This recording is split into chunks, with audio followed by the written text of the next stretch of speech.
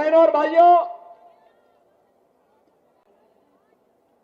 आज मुझे अच्छा लगता है जब मुरादाबाद भी विकास की प्रक्रिया के साथ जुड़ करके कार्य कर रहा है। मुझे याद है यहीं पर मैं आया था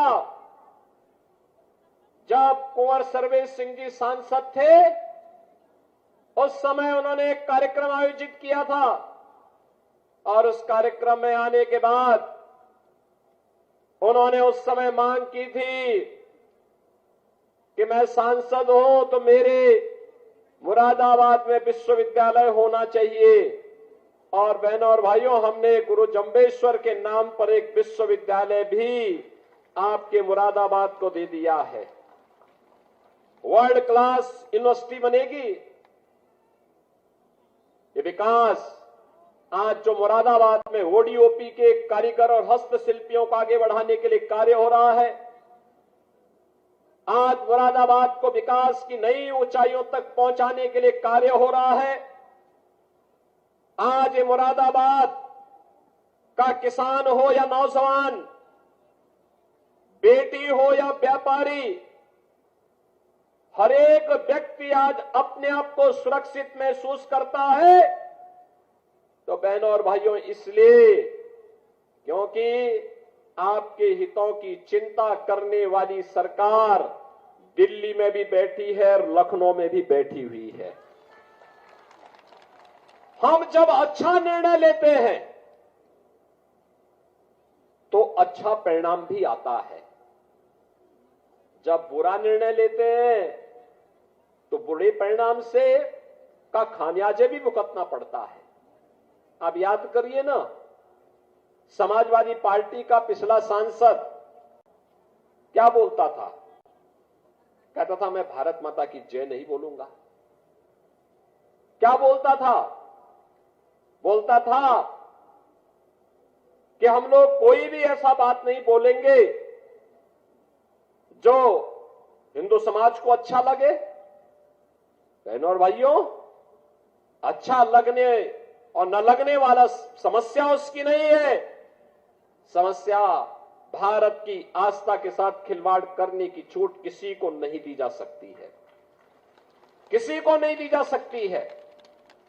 और वह तब जब भारत आज दुनिया के अंदर एक ग्लोबल पावर के रूप में उभर रहा हो, दुनिया की एक बड़ी ताकत के रूप में उभर रहा हो, जब दुनिया के अंदर 140 करोड़ लोगों का सम्मान बढ़ रहा हो, बढ़ गया हो, भारत की सीमाएं सुरक्षित हुई हो, भारत के अंदर विकास के अत्याधुनिक कार्य होकर के भारत आज दुनिया के अंदर तेजी के साथ उभरती हुई बड़ी अर्थव्यवस्था के रूप में स्थापित हुआ हो, उन स्थितियों में बहनों और भाइयों, भारत के वैश्विक मंच पर भारत की सम्मान और सुरक्षा की बात हो या फिर भारत के विकास का कार्य, भारत को अत्याधुनिक विकास की योजनाओं के साथ जोड़ने का कार्य, या भारत की आजीविका को,